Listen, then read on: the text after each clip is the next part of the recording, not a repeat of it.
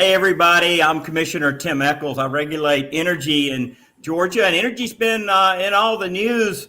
I've got CEO of DeKalb County, Michael Thurmond, and Chair of Fulton, Robb Pitts, here with me for a great conversation. And guys, all I got to say is I'm not missing no snow. I don't know about you, but Texas has had a very difficult time, and of all the stuff we're dealing with, I praise God that we're not dealing with that. Michael, you remember the snowmageddon and all that? Oh, absolutely. First of all, Commissioner, thank you so much for the invitation. I'm honored to be in this discussion with one of my heroes in public service, Commissioner Robb Pitts. So I'm always delighted to be with both of you. Yeah, I was the superintendent of DeKalb County doing snowmageddon. And we had to get not just our employees, but 100,000+ students home that afternoon. I'll never forget it. But I learned a lesson. The heroes were the bus drivers. Many of them stayed near the schools throughout the afternoon, and that was the only way we survived. So that's a lesson. Every person in an organization is important. The high and the low, and in a crisis, you never know who might deliver the solution to your problem. I was down on Tybee Island in Chatham County the other day, and I noticed that they were taking school buses and putting Wi-Fi in them and parking them in areas where people didn't have Wi-Fi. I don't know. That's pretty clever. Oh, absolutely. And in the school district, in a school setting, the bus drivers are people who have the greatest, highest level of credibility. You know, it's who parents trust their kids to. And one of the most challenging jobs, driving 50 miles an hour with 40, 50, 70 kids on, and that you can't look back. And so one of the things I think Malcolm Gladwell talks about mavens, bus drivers are mavens. So anybody in the school setting, you always make friends with the bus drivers and the food service workers. Hey, Chairman Pitts, we had 7 children, and I came home one day to my wife with all those kids with a airport shuttle van. And I said, honey, this is your new ride. She wasn't happy. Yeah. Chairman Pitt, are you a bus driver fan? I am. And, you know, my story, what I remember that evening, quite frankly, I was downtown and, really wasn't paying any attention to it, and I got outside because I grew up in Ohio. I was born in Georgia, so like everybody else up north, think you can drive on it and all that. So I started home, and it took me probably 4 hours to get from downtown to Piedmont and Far Road. And so I got smart. So I know what I'm gonna do. I'm gonna take a shortcut here and go up Far Road. I'm gonna stop at one of my favorite watering holes. It's a cigar bar over at Chops. So I made it out. So I made it there another hour, and then I said, well, I'm going to try to make it home. Got outside, and I had to end up because I was driving my old black Cadillac, 1991 Cadillac that I drive. as long as a bus. So I ended up calling my daughter, who was in school in Nashville, for her to use her GPS and all that to guide me home. And that's how I got home that night, another couple of hours later. Otherwise, I wouldn't have made it. Incredible. Well, let me ask each of you how your job has changed since COVID. I know for me, I've had a lot more time with my family. That may be good. They may like that. They may not. But let me start with you, CEO Thurmond. How has your job changed since COVID a year ago? Great question. Well, one of the things we were talking, I had a meeting with members of our charter commission who were set to review our charter. And one of the things I shared with them, 60% of the things we were doing prior to COVID-19, we aren't doing. And we've actually created 60% of a new government. We didn't have a department for food distribution. We didn't have a department to reduce or assist with rent or landlords to pay mortgages. We didn't have a career academy for the summer. We didn't have a huge loan program. And when we did have these resources, they were much smaller than they are now. So what's changed is we've had to really build the plane while we fly. And one of my favorite sayings is being, in a COVID pandemic, which means it's novel, which means it hadn't happened again, or at least not in the last 100 years, you can't just rely on experience. Experience is a tool, but if you only use your experience, you won't be able to respond to in an appropriate way these novel challenges that are being presented at the federal, state, and local level. Wow. Can you imagine being a new commissioner, not having experience? And I've been in that place before. It's no fun, that's for sure. My first couple of years were just a disaster. But being a new commissioner, not having that experience to lean on, and I guess, Chairman Pitts, that's where wise advisors, that's where other colleagues, that's where ACCG, and you got to lean on other people, right? Absolutely. And I think CEO hit the nail on the head.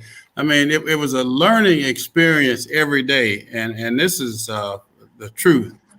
I've only missed 2 days from being at Fulton County in our government center going back to March of last year. I made a conscious decision along with our county manager, me being sort of the leader of the county, the face of the county.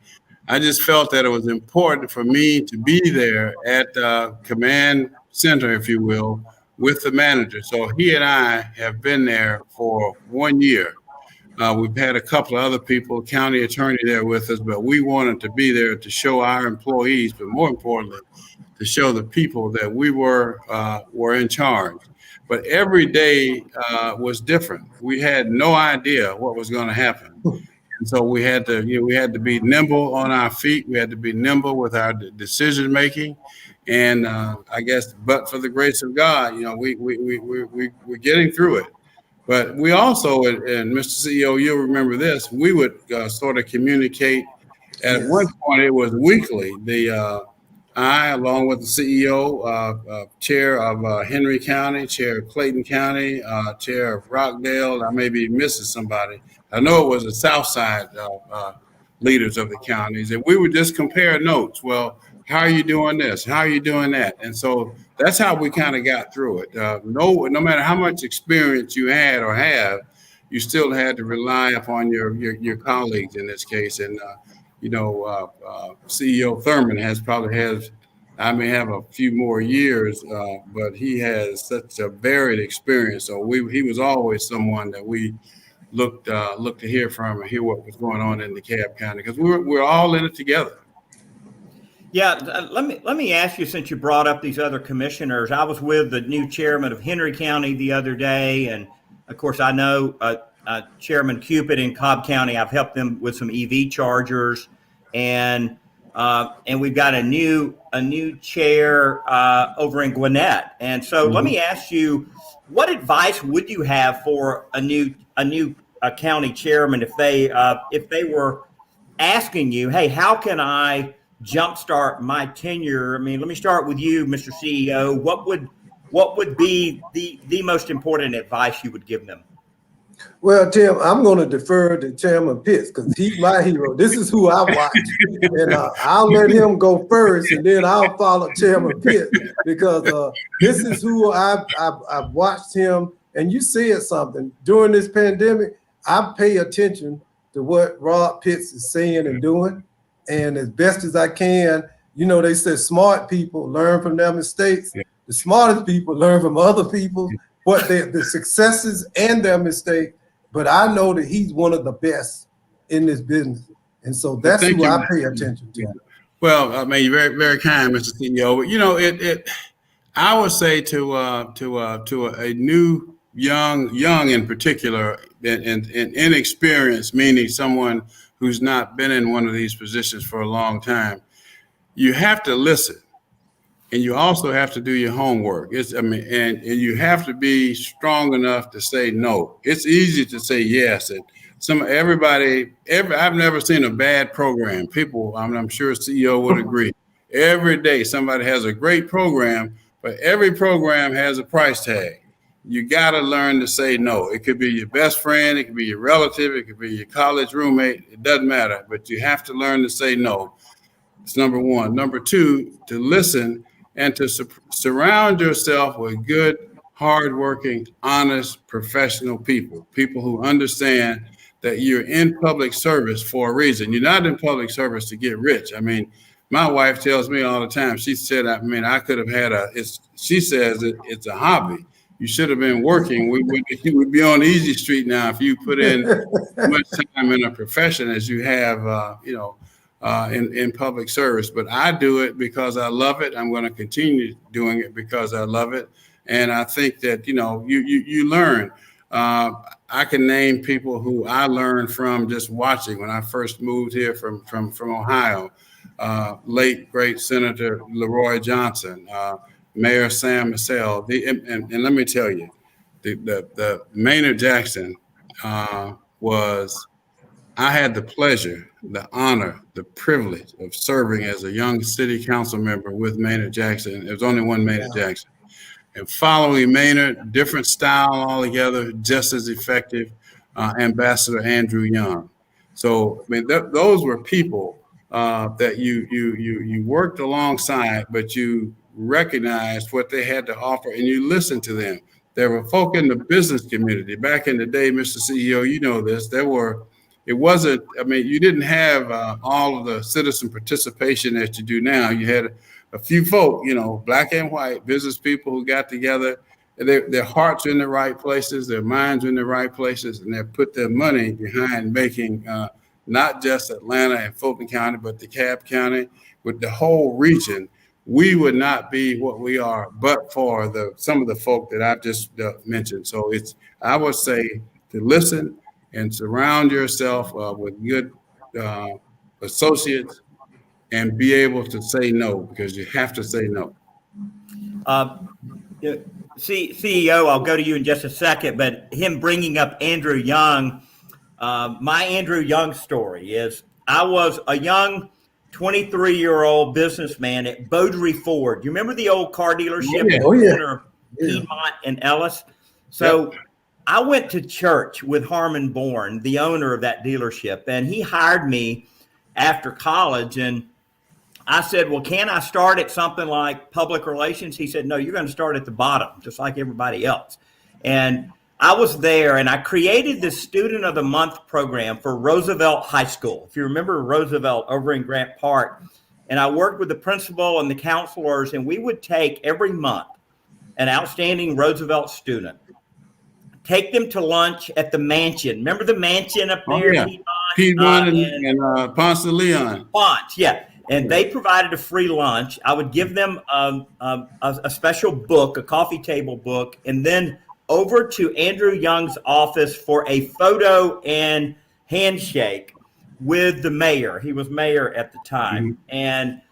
And I took student after student in there month after month. And of course, I got to know him a little bit in the process, watching him interact with students. And I tell you, working with students, which I've done most of my life, has been my joy, and it's certainly going to be way more of a legacy for me than anything I do on the Public Service Commission. So, I mean, CEO Thurmond, you've done so much. You've been in state office, you've done the education, you've gone to law school, you're a lawyer, you've been in the legislature. I mean, done it all.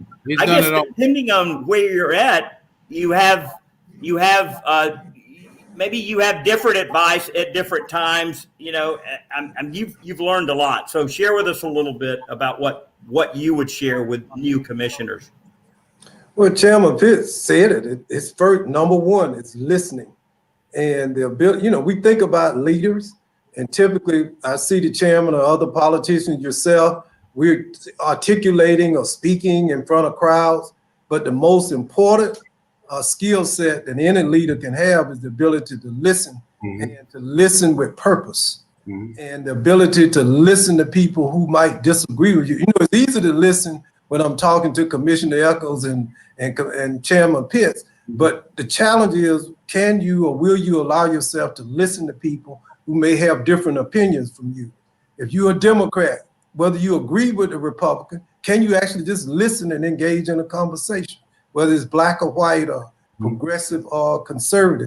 That's the greatest challenge, and particularly in a society like one we live in now, where Fulton and DeKalb and Gwinnett and Cobb and the other counties are so diverse, so many different opinions and hopes and dreams and aspirations. So that becomes a challenge for any leader, particularly young leaders, as we move deeper into the 21st century. I want to go back to something Chairman Pitt said, though, and I've never told him this, but I'm getting ready to tell him. He mentioned Mayor Jackson and him being on city council, and of course, Ambassador Young and Marvin Arrington, former Judge Arrington, and so many others. Yeah, all of these guys, all of these guys, Miss Emma Darnell. I'm sitting in Athens. I'm on my dad's sharecropping farm, right? Watching Channel 2 and 5. I'm watching them. And you know, it's just a hope and a dream. They were my heroes. And I had an uncle who lived here in Atlanta. So every so often we'd come to Atlanta and he would take the Sunday Atlanta Journal-Constitution.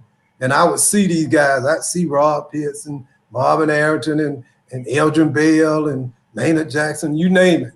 You go up and down the line. And I said, man, if I could just be like them one day. And so one of the great treasures of my life, and before my father died, I told him one, I said, you know what, Dad? And they know my name. These men and women who I admired and emulated, David Franklin, Shirley Franklin, all of these folks, I've lived to a day where they actually, if they see me, they actually know my name. And my dad would always tell me, boy, that's something else. And then at first he didn't always believe me. I said, yes, they do. I promise you, they know my name. And so, Robb Pitts, you one of those folk that I watched and I emulated, and you the North Star. You showed the way for the creation and allow African Americans to achieve positions of influence and power in this state. And as we end Black History Month, see, we need to celebrate that. And you need to know what you've done and what you've meant to people, not just like me, but thousands of others like me. And I celebrate that, and I thank you for it. And if there's anyone who has achieved politically in the state of Georgia, I would challenge anyone to match CEO Thurmond's record and what he's been able to achieve locally and be recognized nationally for. And you, Commissioner Echols, you listed some of his many elected positions, and whenever there's a problem and the masses look for someone to come in, roll up the sleeves and get the job done, it's CEO Thurmond. So I'm just proud of you, Michael. So proud of you. And if there's anything that the new folk can benefit from, is studying what this man has done. So CEO, those chickens that you used to preach to, did they have a name? Did you actually name those chickens? Well, no, I had a little dog. It was really the trees. You know, Rob, you know about the country. And that's what people see us now. Yeah. They see me now, but they really don't see me, Tim, right? And they don't see the young man who grew up in a house without an indoor bathroom till he was 16. The father who couldn't read or write. They don't really see all of that, this little shack. But you know what I've learned though, faith and hard work. That's the dad always said, faith and hard work, faith and hard work. It'll get you anywhere you need to go. And I remember one day we were sitting out there and we had old dirt road, Rob. You know how it is out in the country. Oh yeah. And one day my dad said, boy, look at that road. He said, that's a magic road. I said, ain't nothing magic about that road. He said, yeah, let me tell you, if you get on it with faith in God and a belief in hard work, it's magic. It'll take you anywhere you want to go. And so that's the lesson that we learn for young people. It takes you, well, you can be born in the toughest, most crime-infested housing project or street in Metro Atlanta today. What you can through hard work and faith, and it's going to be tough. There's still racism and sexism out there. But you got to believe it. You got to believe it. And you can't ever stop believing it. And I'm telling you, that's what Robb Pitt's life is. And he hadn't always been chairman of the Fulton County Commission. Is that right? That's absolutely correct. I was born in Haddock, Georgia, in Jones County. Haddock is so small, I always say you have to be from Haddock to know where it is. And we still don't have a stoplight in my town. And that's where I'm going to be buried. I already got my spot there. I'm going back to Haddock, Georgia. That's where it all started. But I not have dreamed that I would end up having accomplished. There's nothing special about me. To your point, though, it's hard work. You know, you listen, you learn from your elders. You have enough sense to listen to them. And I think that's been a real key to me achieving what I've achieved. I've had some successes. I've had some losses. I mean, you win some races and you lose the races. And you, like you say, you get knocked down, you get back up, get back in the race. But it all started for me in Haddock, Georgia. That same, my house I grew up in is still there. Still there. And I think about sometimes just getting it and fixing it up, and because that's where I want to be buried, right there in the little cemetery. My grandmother bought a little spot for me there. Most of my other folk up in Ohio, but I'm going back to Haddock, Georgia, Jones County, between Gray and Going home. I campaigned in Jones County. You know, I know Jones County. I campaigned there in Jones County. Yeah. But I like something you just said, Tim. Let me just say that, because for young leaders, you get beat. You're not going to always win. Life is not like that. I lost twice before I ever won a race for a state House of Representatives. I ran for U.S. Congress and I lost. I ran for the U.S. Senate and you lost. You're going to lose it. You're going to get knocked down. Is, will you get back up again? And that's what folks say, you lost races? I'm like, yeah, I lost a bunch of races. You know, as you communicate with constituents, and I know people expect all kind of things from us. They'll ask us things that have nothing to do with our job, but they want to be heard, right? They want to vent sometimes. They want someone to point them in the right direction. Let me ask you, CEO, you've been in all these different elected offices, you know, some statewide, some more local, some with a district. How have constituents changed in the way that they communicate with you? And have you changed at all in how you respond to them and to try to resolve their problems? Well, social media has changed the game. Back when I started, you know, if I saw you at the grocery store, at church, we shake hands and talk, right? It was very personal. It was politics.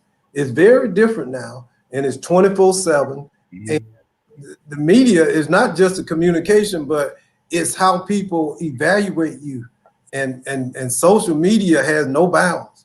It can be vicious and it can be ugly. But you have to just steel yourself for that. And one thing I always say to my employees, you're getting cussed out, but it's really not personal. People upset because either, you know, they don't have rent to pay, or they're trying to get an application in, trying to get us on. Don't take it personally. And because we are public servants, quite frankly, we volunteer for this job. You don't get to choose who shows up at your door. In the private industry, I can choose who my customers are if I decide to. In the public sector, quite frankly, you do not have that discretion. You ask the public, they come in, and you just have to deal with it. And it's oftentimes it's not pleasant. It's not pleasant at all. Yeah, I have to agree with the CEO. I mean, social media, this stuff is just, I mean, it's vicious, it's brutal. People have no clue it's what they're talking about. They don't have to do their homework. They just put something out there and people believe it. And you find up to yourself having to defend it sometimes, but you have to have thick skin. When you know that what you're doing is right, you're on the right path, you just got to stay laser focused on what you're doing. You cannot get distracted by what people are saying when they don't have the facts. The advantage that we have the facts, and we're working through and we're working for solutions that's going to benefit our constituents versus someone who has a laptop, or what's that other thing called, something you can tweet and Twitter and all that stuff on, say all kinds of stupid stuff with no basis in fact.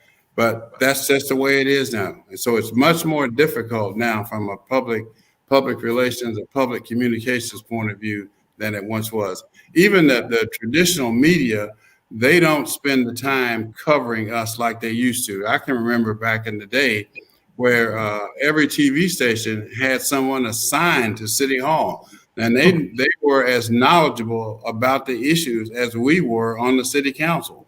They would attend all the meetings. They would know. We would hang out and talk about stuff. You would think that they were elected officials as well. Nowadays, I mean, they may stop by, you know, once a month or call you on the phone, what's going on, or look at a press release and quote something. That's the extent of it.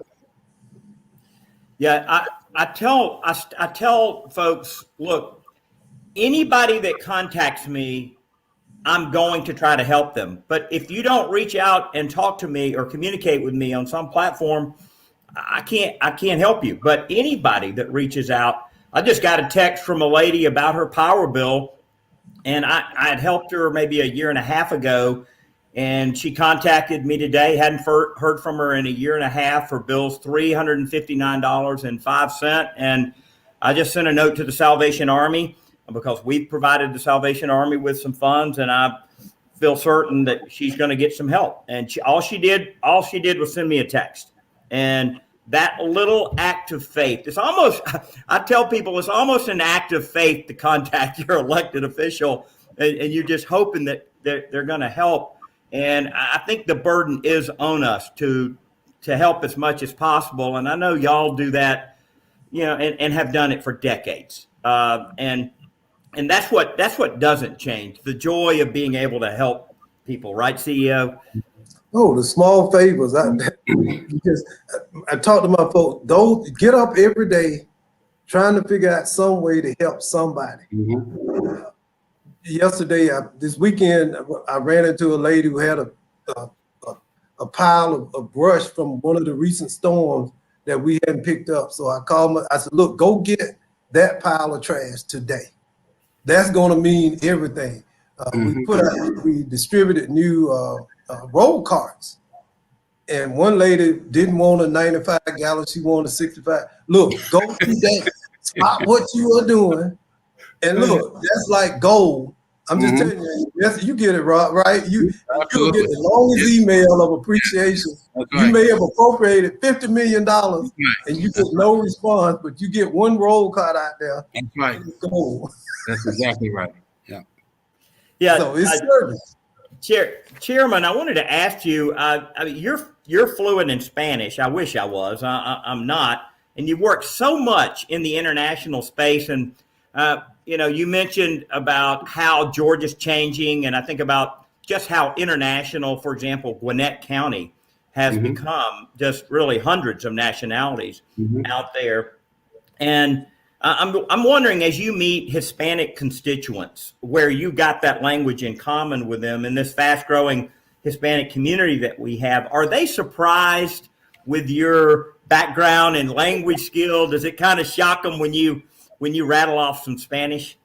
Yeah, I mean, I don't just publicize that, but a lot of times I'll just listen and they may say something, and then I'll laugh and chuckle.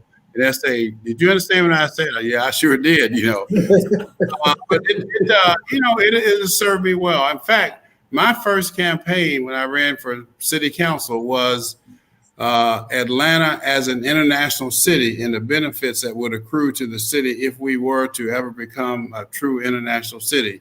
So you go from back then, fast forward to where we are now. Not only Atlanta, Fulton County, DeKalb County, you mentioned Gwinnett County. I mean, it's a great thing where people want to come here from other parts of the world, but not just Spanish-speaking people. But if you look around, I can communicate in Portuguese and French too, just for the record. Yeah, but it is it's just something that I enjoy doing. If I'm taking a trip to some place and I don't know the language, I'll get a cassette tape and listen for a day or two before I go. Because it's just when you can say or greet someone in their language, if it's something as simple as "Good morning, how are you? Can I have a cup of coffee?" It just opens up a whole new world. So it's been a real benefit to me, although I don't flaunt it, because it's not something that's just not how I am. CEO Thurmond, I know you're widely considered a turnaround expert, and as you think about the challenges ahead for DeKalb County now, and I admire y'all so much for your sustainability programs, your alt fuel stuff, the stuff you've done at your landfills. DeKalb County's just been really the gold standard in many ways. But what do you think needs to be fixed out there right now? What are you really setting your turnaround expertise on? Well, and actually, I have my State of the County coming up Thursday, so I'll preview it. We need to begin to prepare for life after COVID. It's not over. We're nowhere near the end, but we at the beginning of the end. So now, either fiscally and just strategically, and from a vision perspective, we have to now begin to prepare for life after COVID. Not so much going back to the way it was, and I don't know that we ever go back. Question is, how do we move forward from this point in time? It's an amazing, Metro Atlanta is an amazing place. Mm-hmm. It just is. In any direction you go, it's an amazing place with tremendous opportunity. And so we have to deal with some of the more intractable problems, and primarily being poverty. If we can lift the economic opportunities for more people, that's going to reduce crime, it'll improve education, all of the major pathologies that we talk about. So, and the ultimate thing, I don't think so much need to be fixed anymore. We just need to institutionalize progress that we made. We don't need to go back to when it was North versus South DeKalb and Black versus white. All of those things retarded our progress for so many years. We just have to now rise together and continue to move forward. Hopefully we've laid a foundation that I believe the next generation of leaders will continue. We got some great young leaders in DeKalb. I'm term limited. So I like to tell folks, Tim, I'm in the fourth quarter with 2 minutes on the clock. But I got 3 timeouts, so I'm going to be here for a while. Hey, we have to lay the foundation. What's that, Chairman? Yeah, I said, well said, Mr. CEO. Hey, please tell me you're not thinking about running for the Public Service Commission. Nah, you good. Yeah, no, I'm not Public Service Commission. But I think just building the foundation for the next generation of leaders is the key next step for us, and sustainability, not just in terms of environment, but in progress. You know, sometimes you have great leaders and great administrations like Chairman Pitts but you want to be able to continue it across leadership generations. As we kind of wrap up our call, Chair Pitts, I want to ask you about all the vacant buildings downtown. CEO referenced life after COVID. We've got a lot of office buildings. We've got Norfolk Southern building down there. We've got a number of projects going on. What's it going to be like going forward with office buildings in Atlanta? Well, we're wrestling with that right now, just as Fortune 500 companies are wrestling with that right now. I mean, I think one thing or several things lessons we learned as a result of COVID, from the point of view of people teleworking, not coming to their offices. And the studies have indicated that productivity did not decrease. In some cases, it increased. So that being the case, we're looking at that internal to Fulton County right now, just as I said, in the private sector. Also, we own a lot of real estate. What do we do with that real estate? If people are going to be teleworking, why do we still need all of that real estate? So again, same decisions, same discussions that are happening in the private sector.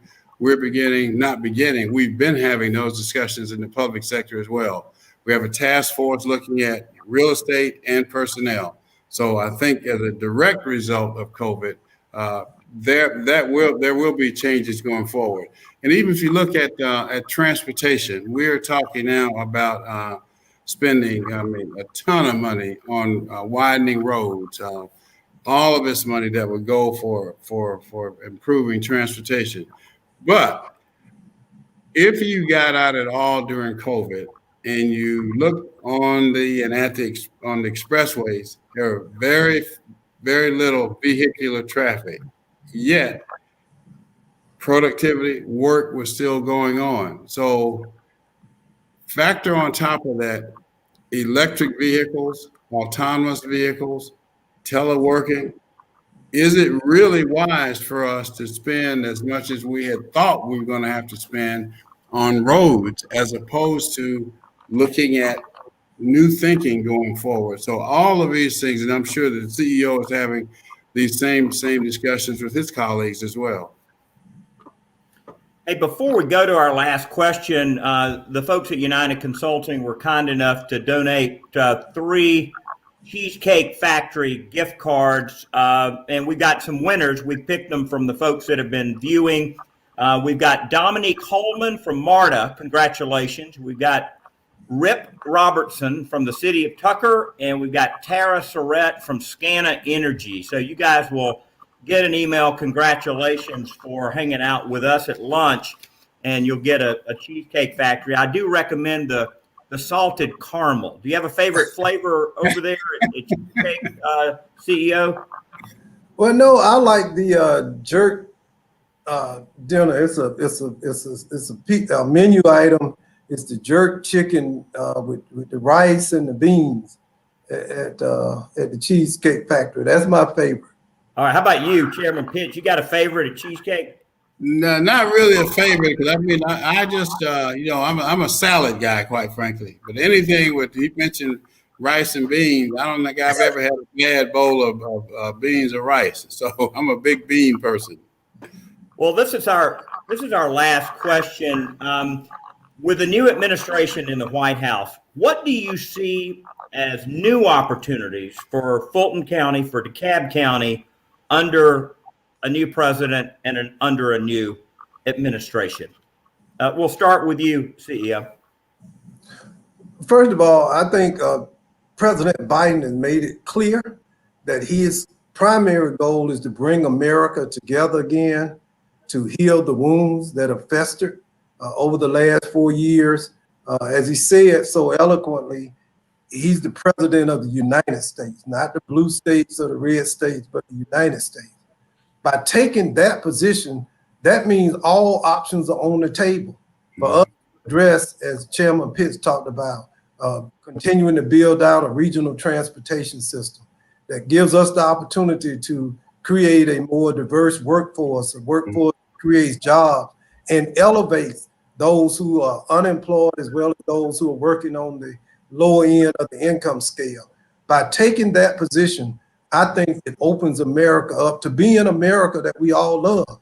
And so that's the key thing, getting the nation back together again, stopping some of the horrible rhetoric and the divisiveness that has defined our nation. And frankly, it's left us in a position where problems that should have been solved on infrastructure, and even in how we responded to the pandemic. You know, it pained me, as we noted last night, 500,000 deaths. What if we had been more aggressive and more coordinated and more focused, rather than arguing over whether wearing a mask is the manly thing to do? How many of those lives could have been saved or should have been saved if we had approached this pandemic differently? Joe Biden, I think, is taking a different tack. Chairman Pitts. Yeah, I couldn't agree more with the CEO. It's a new tone, it's a new day, and when you put people first, which is what President Biden seems to be doing, and that being the case, I think that we can anticipate programs and projects coming out of Washington that will be to the benefit of our people. For example, I know the CEO in DeKalb, they've already launched their rental program. We're getting ready to launch ours. These are things, federal money coming back to us, where going to people who are really needy now. So that's what I think we'll see. I think he's talked a lot about infrastructure going forward. So I'm excited about his administration putting people first in the United States of America versus, as the CEO said, a divided America, because we're all in this together, and I think that we will survive together. And I'm optimistic about the future of the country. Obviously, there's a lot of history in the country. We keep bringing it up. I'm not sure how much good it does to keep talking about what happened, 100, 200 years ago, because I think the future, we got bright young people now who are I mean, they're really bright people who are very dedicated, they're devoted, and they want to see change, and they're going to bring about change in this country. Well, I want to thank you both for being on with me today. A special thanks to United Consulting for sponsoring this conversation. God bless both of you as you serve your constituents. These are difficult times, and we've got to give it all we've got. We've got to unite together. We've got to put aside these differences that we've had before, as you just mentioned, Chairman Pitts. And I just thank you both for your service to our state and to our city. Thank you. Mr. CEO, good to be with you today. Yes, sir, Mr. Chairman. Be safe. All right, Commissioner. Likewise. See you guys. Thank you.